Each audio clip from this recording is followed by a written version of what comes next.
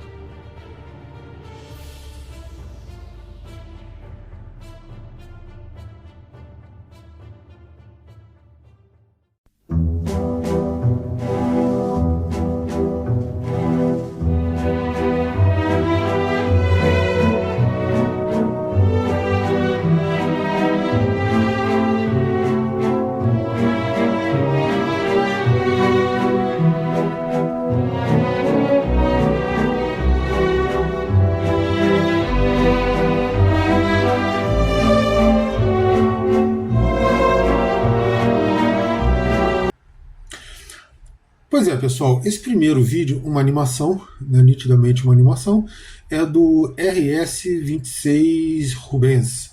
É um míssil balístico mais ou menos intercontinental. Por quê? Porque o alcance dele é um alcance para um intercontinental ser considerado médio. O máximo de alcance é de 5.500 km e ele teria que ser com carga reduzida para ter esse alcance todo. Com carga máxima, o alcance dele é no máximo aí em torno de 2.000, 2.500 km. O problema é que com carga máxima, esse míssil é capaz de levar 8 pequenos mísseis, pequenos é modo de dizer também, com algo em torno de 2.500 quilos, uma ogiva de 2.500 quilos cada um desses 8 pequenos mísseis. Pois é, foi isso que a Rússia utilizou para atacar a Ucrânia na madrugada aí de quarta para quinta-feira. Eles destruíram um complexo industrial na região ali do Dnieper, segundo as informações da própria Ucrânia, e que não foram desmentidas pela Rússia. Na verdade, elas foram assumidas pela Rússia.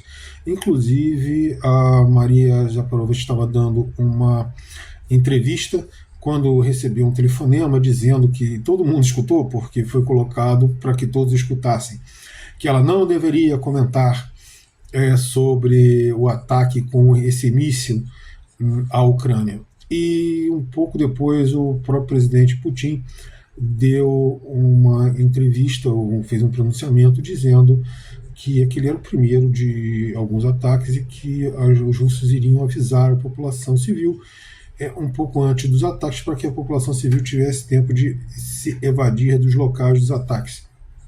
Pois é, ou seja, o que eles estão falando é que parece que acabou a brincadeira. Disso foi resultado dos ataques com os Storm Shadows e com os Attackams. Os Storm Shadows são ingleses, os Attackams são americanos.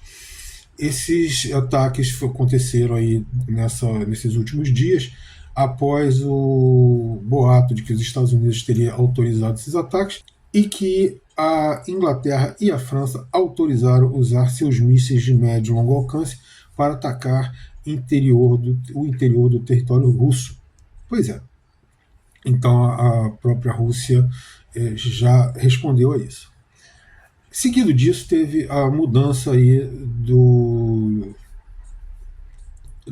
parâmetros, né, da doutrina de armas nucleares russas. Resumindo, é o seguinte: a Rússia continua com uma posição defensiva. A única diferença é que ela estende essa posição defensiva, ou seja, sendo como resposta um ataque, mesmo que por terceiras nações, que sejam apoiadas por nações atômicas. E ela se reserva, então, o direito de fazer ataques atômicos, inclusive essas nações, não só a nação que ataca diretamente, mas também retaliar as nações que estão apoiando e incentivando ataques à Rússia. Ou seja, tudo isso é um grande aviso à NATO e suas nações, principalmente Europa e Estados Unidos. Parem de provocar a Rússia. O recado foi bem dado e eu acho que foi bem claro. Se eles vão acatar o recado russo, não sei, é difícil dizer, porque aqui vamos ser bastante claros. É a primeira vez que eles realmente ultrapassam uma linha vermelha russa. A Rússia, ela, desde o início, ela colocou duas linhas vermelhas apenas.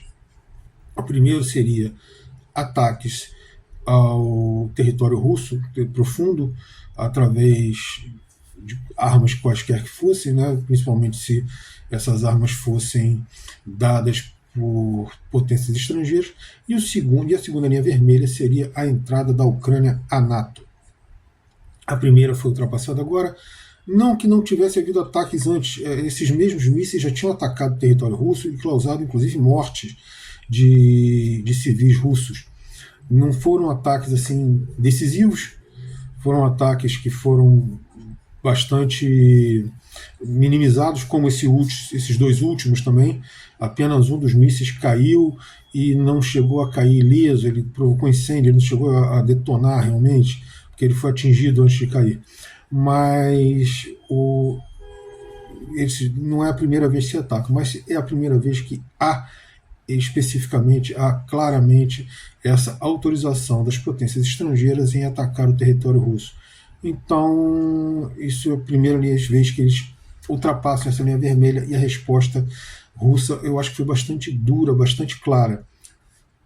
Não sei se haverá uma segunda ou terceira resposta. Na segunda vem a terceira, eu não sei se haverá realmente. De qualquer forma, o presidente Putin, como já disse, afirmou que voltará a utilizar esse tipo de míssil em ataques à Ucrânia. Vamos ver se vai se restringir apenas à Ucrânia, se a NATO vai entender o recado e vai parar de fomentar essa guerra. Ele não ganha nada. Mas, de qualquer forma, após aquele telefonema patético do Olaf Scholz à Rússia, agora surgiu a notícia de que a Alemanha estaria mobilizando algo em torno de 800 mil homens para enviar à Ucrânia. Ao mesmo tempo, a Inglaterra, cujo seu secretário de defesa, seu ministro de defesa, já disse que não tem condições de entrar em guerra com ninguém, apenas de participar de mobilizações militares. Eu não entendi o que é isso. Ele não tem condição de entrar em guerra, mas pode participar de manobras militares. Isso deve ser alguma coisa do tipo: olha, eu não tenho como brigar com ninguém, mas assim, a gente fazer um exercício, a gente participa, ou dá um apoio moral numa guerra. Deve ser algo do tipo, né, porque diz que não tem condições. Mas mesmo assim, o ex-primeiro-ministro britânico Boris Johnson deu uma declaração enfática nas redes sociais, dizendo que a Inglaterra deveria enviar tropas à Ucrânia e defender a soberania ucraniana, etc, etc, etc. Assim como a França também. Macron voltou a falar em enviar tropas à Ucrânia. Vamos ver se eles realmente vão enviar essas tropas. De minha parte, eu acho que seria muito mais sensato eles sentarem com os russos e pararem com essa alucinação, essa loucura, porque no fundo você vai acabar levando a um holocausto, a um sério problema nuclear aí, não só na Europa, mas também vai se estender aos Estados Unidos e a outras regiões do mundo, porque eles vêm pressionando incessantemente, e a Rússia já deu mostras de que não vai parar. Na verdade, a Rússia sempre deu esse tipo de demonstração. E a Europa sempre se deu mal nessa história. Não é a primeira vez. Napoleão já foi lá, já tomou um pau. O Hitler já foi, um pouco depois na verdade, na sequência da Revolução Bolchevique. Também houve uma guerra lá, juntaram alguns países, umas 2 dezenas de países, fizeram uma força apoiando lá o exército branco e, e tentaram derrubar lá o governo russo, o governo soviético que se instalava. E, então, assim, não é a primeira vez que eles tomam pau e, a princípio, vão tomar outro pau. Então seria mais sensato eles pararem, sentarem, e não só negociar com a Rússia, se acertar com a Rússia, mas com a China também, porque eles têm tensionado com a China e só estão perdendo. Então seria muito mais sensato sentar, fazer um acordo, estabelecer limites, cumprir o acordo, e aí a gente vê como é que fica. Né? De qualquer forma, esse é o meu recado aqui de hoje, que eu espero que essa situação toda acalme e a gente consiga retomar um processo mais tranquilo no mundo. Né? Para esse fim de semana, não pretendo gravar grandes coisas. Eu pretendo fazer 2 vídeos de música, talvez se surgir alguma coisa mais séria, fazer um curta bem pequeno mesmo, fazendo aí, falando sobre essa coisa mais séria, mas a minha ideia, principalmente, é dar uma relaxada, porque está pesado esse mundo hoje em dia, e a gente precisa de vez em quando relaxar. Para mim, melhor coisa que não tem do que música, já que tem possibilidade de outras formas no momento. Mas a musiquinha bem ouvida, bem escolhida, e vou aproveitar fazer 2 videozinhos de música, que até porque já tem tempo que a gente não bota a musiquinha no canal. Como eu sempre digo, o canal ele fala de política, de economia e tal, mas também fala de ter alguma coisa de entretenimento, de cultura, e nós vamos voltar a tocar nesse ponto aí, 2 vizinhos de música, pelo menos esse fim de semana. Pessoal, valeu pela presença de todo mundo aqui, até o nosso próximo vídeo.